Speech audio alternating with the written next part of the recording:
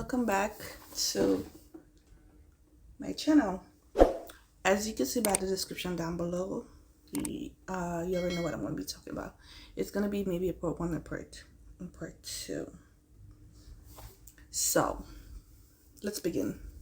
Please remember to like, share, subscribe, comment, turn on your post notification for future uploads.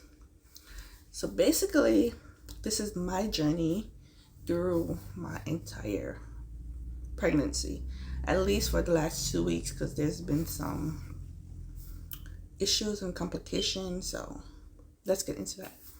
So as for most of you, you already know that my due date was supposed to be November 11th 22. 2 weeks ago, because I have high blood pressure and I have hypertension, a lot of stuff changed in my body. So there was a lot of emergency things that I had to do. So if you're in my situation, then this may help you.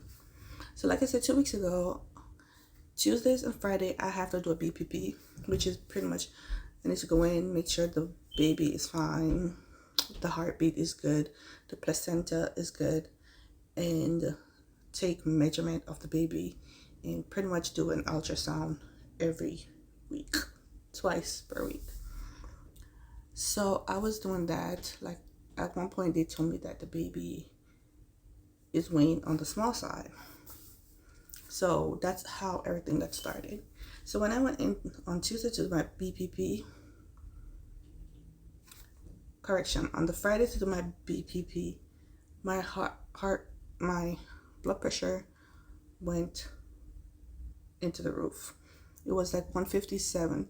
So they were like, no, I have to go to triage, whatever you want to call it.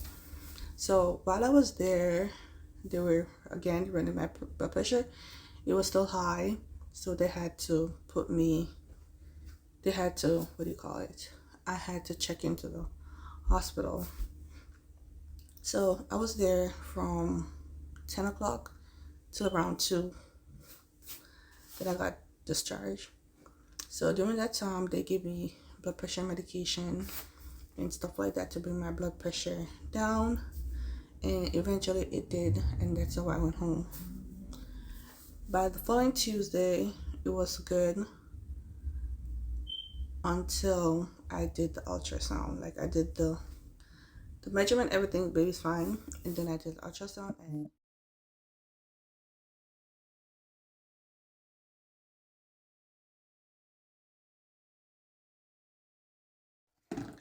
before we get back into the story, I just want to let you know this video is indeed sponsored, and it's sponsored by Cozier, and they are a adult product manufacturer. So I'm going to show you some of the things that they have. I'm also going to link their information down in the description box. So if you don't have a partner, or you do have a partner and you don't want to be in my situation where you have to go through the entire pregnancy thing, because it's a very difficult situation, then you could get these products and use it to entertain yourself, or your partner could use it to entertain you, whichever you prefer. And they came in a discreet package, so no one knows what's actually in the box unless you open it. So I'm gonna show you these products, and they're very affordable. They're like $34. So the first one I received is this one. I don't know if you can see clearly, but this is the sucking massager, right? So you already know, like if you're female, you should probably know what this is about, but we could just open everything together. So on the back of the box, it does tell you what it is, so let me read it for you. This is the clitoris massager, body safe with soft touch finish, passionate sucks, pleasure experience, perfect for precise stimulation. So if you need that extra in your life, then this is just perfect for you. So just open it together.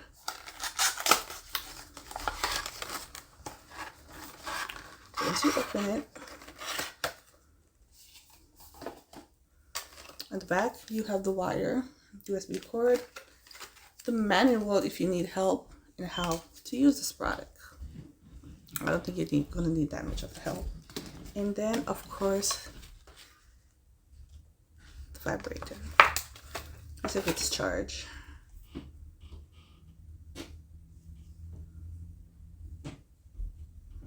I don't think it's charged. The button is on the back that says on, up, down, but it's not charged at the moment. But this is what it looks like.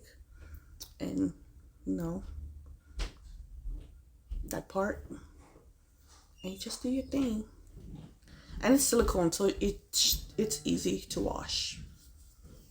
But let's get into the second product, which is a lot bigger obviously than the first one. And this one, perfect, it's waterproof. It's waterproof, so you don't have to worry about water touching it and then the battery's not working or anything like that. But let's open it together.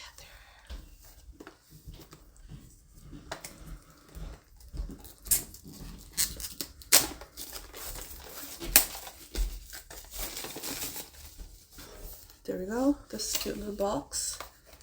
Once you open it,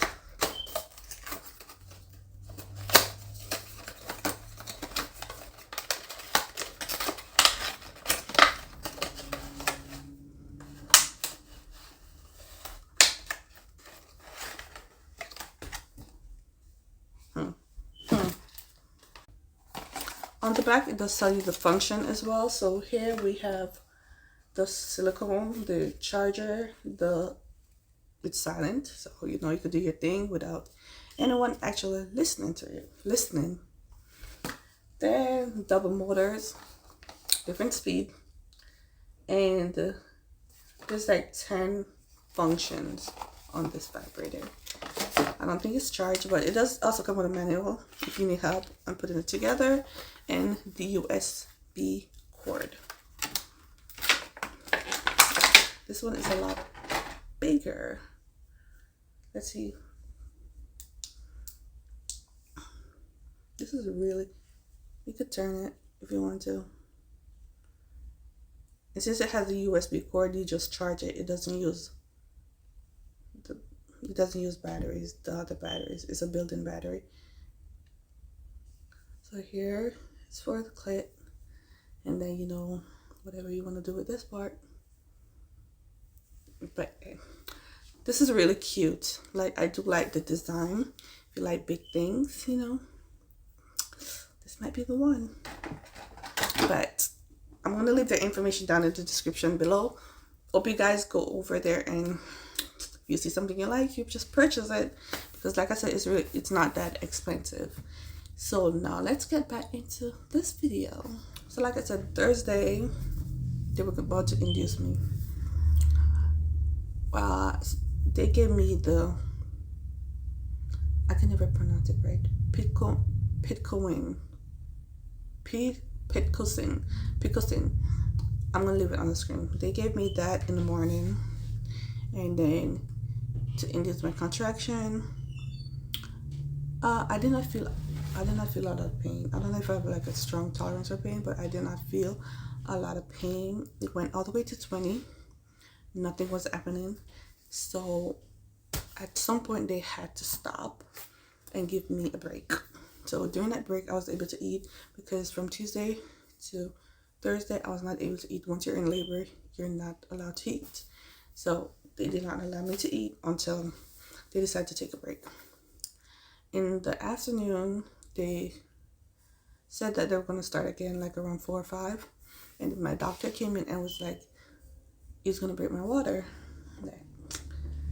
I was like scared about that, because one thing about me is like I like to freak myself out before I do something.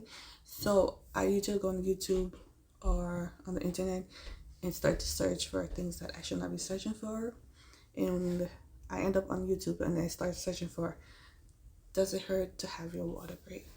So of course I started to get nervous and everything, which didn't help because my blood pressure just keep going up and up. So between those days my blood pressure went from normal to 150 something. And then with that being said, I started to develop preeclampsia. So my feet and my arm, they start to swell. I don't know, it might be gone by now, but it started to swell. So, you know, I had to deliver the baby. So Thursday came, they start the inducement, and my doctor's like, I'm coming back at like 5 to break your water. And around 4 something, I just felt something leak out of my body, and I was like to my nurse, yeah, something just leaked. And she was like, yeah, your water just broke. So I was like, thank God, because it broke right before my doctor was supposed to get back and induce me. So while I was there, my nurse was kind of helping me practice and try to push the baby out, but nothing was happening. He was not coming out. They could like feel the top of his head, but it was not coming out. So it turns out that the baby, he was facing down, but instead of facing down where it could come out straight and into my vagina, instead of coming straight, it was like, let's see if I could do it. So instead of like coming straight down this way, it was his head, it was like turned to his head was turned to the side. So that was not an ideal position for him to be in to get out. So they gave me 3 options. Gonna start the whatever. It's gonna be on the street. They're gonna start that one.